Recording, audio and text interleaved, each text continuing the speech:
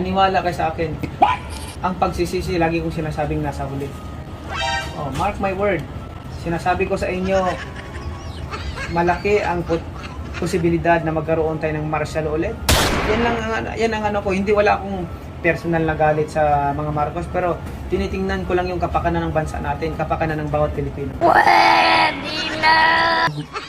Okay sa akin, magdebate kaming dalawa lang. Kaming dalawa lang, para malaman ng taong bayan. Pwede naman matapik, pag-usapan natin yung saan galing ill-gotten wealth, pag-usapan natin yung issue niya sa taxes, pag-usapan natin yung involvement niya kay, tama pala kay Napoles. Kasali siya kay Napoles.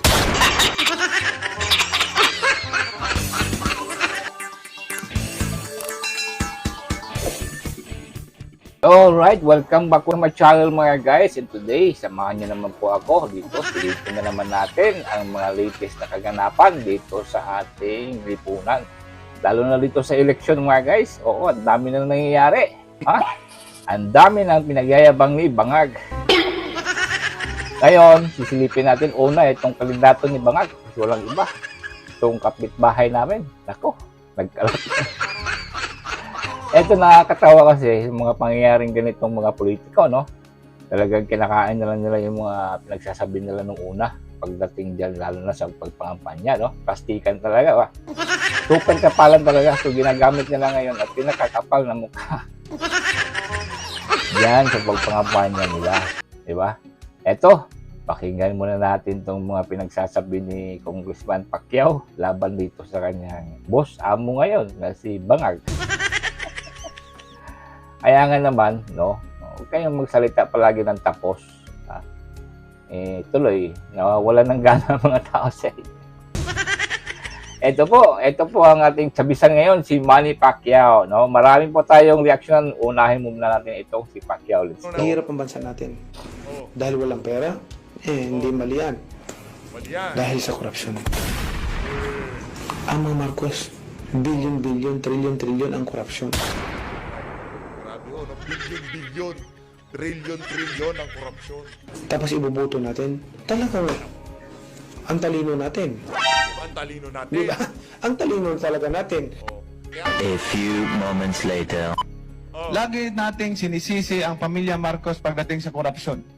Hindi ba natin nakikita na sa panahon ng Marcos, ang bansa natin number 1 sa ekonomiya? May korupsyon. Wala kayo naman, number 1 sa ekonomiya. Palakpakan natin. Dito makikita ng ating mga kababayan na yang si Manny Pacquiao, hindi pa senador, abusado na. Paano na lang kaya pag naging senador na yang mama na yan? Pagkatapos nung anak nitong si Rapi Tulfo, yung mga staff naman nitong si Manny Pacquiao, ang dumaan dyan sa EDSA bus lane. Naku, napakalaking skandalo na naman ito. Iyan talagang mga nasa senatorial candidate ng administrasyon na to, talagang mga abusado sa totoo lang mga kababayan. Mula dito kay Benhur Abalos, yang si Manny Pacquiao, yang si Amy Marcos, mga wala talagang mga walang hiya, di ba? Mga ganyan sila. Yang si Amy Marcos, di ba, pambubudol yan. Napakatindi mambudol niyan. At ito namang siya na to, talagang binuksan niya ang kanyang sarili para magpabudol naman. Dapat palitan na natin pangalan nitong mama na to. Hindi na dapat people's shop, dapat budol shop na. Muna natin itong mga banat nitong si Marcos Jr. Mindanao, si Manny Pacquiao ng Bukidnon. Yun! Palakpakan naman yung mga unggoy. Ang mga Marcos, billion, trillion ang korupsyon. Tapos iboboto natin, talagang ang talino. Partida brad Ang matindi dito, kami binoto mo. Ikaw nung mga panahon na yon, binalaan mo kami na wag siya iboto kasi puro korupsyon yung mga na yan, ang laki ng ninakaw sa bayan. Di ba yung binibida mo? Oo, nabudol na akong nabudol. Ang problema dito, ikaw ngayon alam mo nang nambudol. Nakiapid ka pa dito sa walang yung Marcos Jr. na to. Pues, palakpakan mo natin yung si Manny Pacquiao, pambihirang tao to. Winawardinan mo kami noong 2021, 2022. Ngayon, nakita mo na trabaho niya. Ang kapal naman ng mukha mo, nakitandem ka pa. Wala Natin. ka. Di ba? Ang talino talaga natin. Alam ko makatalino naman ang taong bayan. Naniniwala ba kayo Talaga. na sagot sa koruptor si Marcos? Ayon sa Supreme Court, bakit hindi Oo. tayo maniniwala? Bakit Wala na tayong gobyerno kung hindi tayo maniniwala sa desisyon ng Supreme Court. Hindi rin malayo magkaroon ng martial law. Naku, Pagka si Bongbong ang magkakaroon ng martial law ulit. At yan ay pagsisihan ng taong bayan. Pag-isipan ninyong mabuti dahil ang pagsisisi laging nasa uli. Mark my word.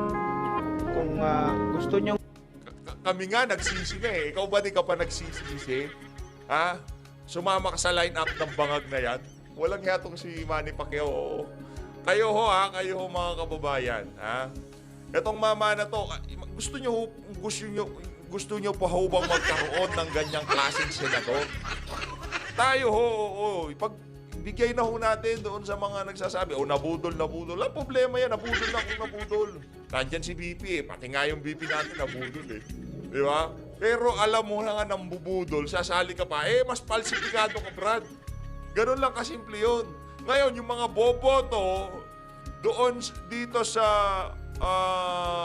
kandidato ng pagkasenador, nakagaya ni Manny Pacquiao na binabanatan si Marcos Jr. Ngayon, ini-endorse siya. Pagka kayo, binoto nyo to at binoto ito ng inyong mga kamag-anak at hindi yang si Pastor Kibuloy at hindi yang si Kong Marcoleta at Atty. Vic Rodriguez. Meron mo tayong problema dyan.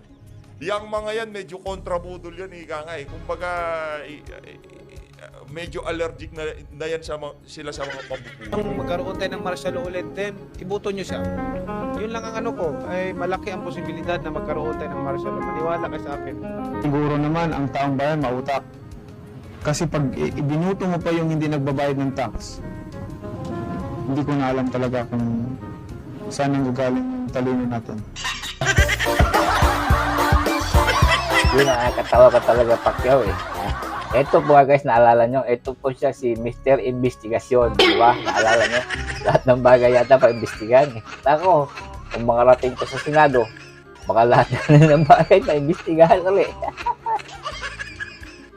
Isama mo na yung flood control, Pacquiao ha. Huwag mong kalimutan yung flood control, pa-imbestigahan mo. Yan, at saka itong sa budget, pa-imbestigahan mo rin yan.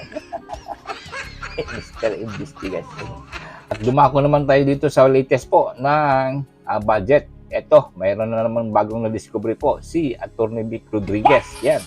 Don't forget to vote for Mr. Vic Rodriguez, mga kababayan ha. Number 1 yan, isama ito si Marcoleta at saka lahat ng lineup po ni Tatay Digong. Alright.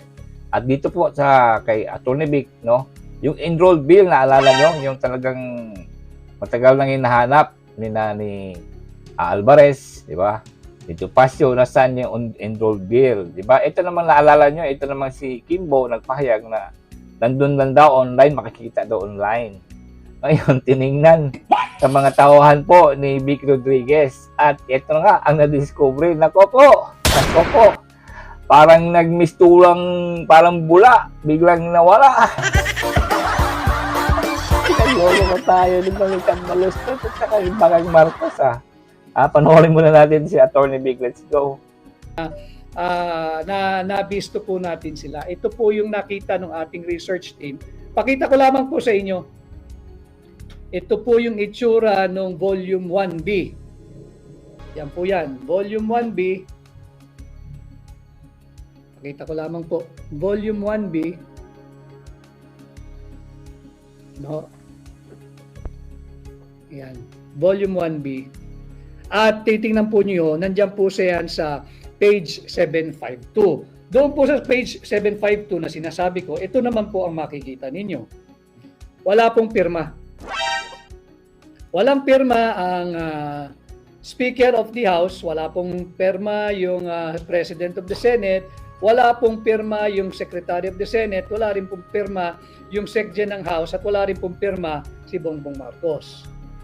Pinapakita po natin ito dahil nga dito sa ating pakikipag-ugnayan sa inyo, tunay at tapat na impormasyon ang ating binabahagi. Pinipilit nating pasimplihin ang napakaraming importante at mahalagang usaping panlipunan na dapat po maintindihan. ng bawat Pilipino sapagkat dito po sa ating pahina, kasali po kayong lahat. Wala pong ranggo dito, walang mayaman, walang katamtaman, walang mahirap. Ayun na nga, di ba? Hugas kamay na kayo. Ha? Ngayon, yung mga isang congressman nga din, nagpahayag na bakit sila lang daw ang kasuhan. Combined responsibility daw yan. So, ibig sabihin niya, wag lang kami ang kasuhan nyo, hindi lang kami may kasalanan dyan. So, indirectly namin yan na may kasalanan sila. Gusto niyang idamay itong executive, at saka itong sa Senado. Nako, o di ba? Yung response nila, na talagang obvious na obvious po. Dito, malaking anomalya po to. Hindi po natin to lulubayan mga guys. No? Malaki po itong panluloko.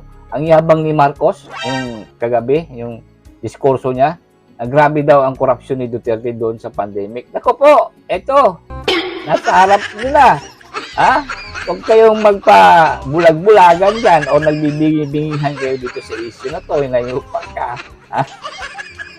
Sabi niya, binasa daw niya yung 4,000 pages ng GAA, gonggong. Hindi nga dyan sa GAA. Katot, hindi nga pahirinti. Wala ka talaga sa tama, Mr. President. Eto, ang dami na nga anomalya, in-snap nyo. Tapos ngayon, nagbabanta ko ng anomalya dyan kay Tatay Digong. Maya ka naman. Ang kapal ng mukha nitong presidente na to. Mga kababayan, talagang sablay na sablay talagang utak nitong tao na to. Wala katawa. Tinawanan ka lang ng Oxford University. Niyabang mo. Grabing panlait niya mga guys doon sa mga kandidato ni Tatay Digong. Pasalamat nga kayo, hinaon kayo ngayon ni Duterte. Tapos ang yabang nyo ngayon, nagbabato kayo ng putik kay Duterte. Maligo muna kayo, Marcos. Gago. Diba?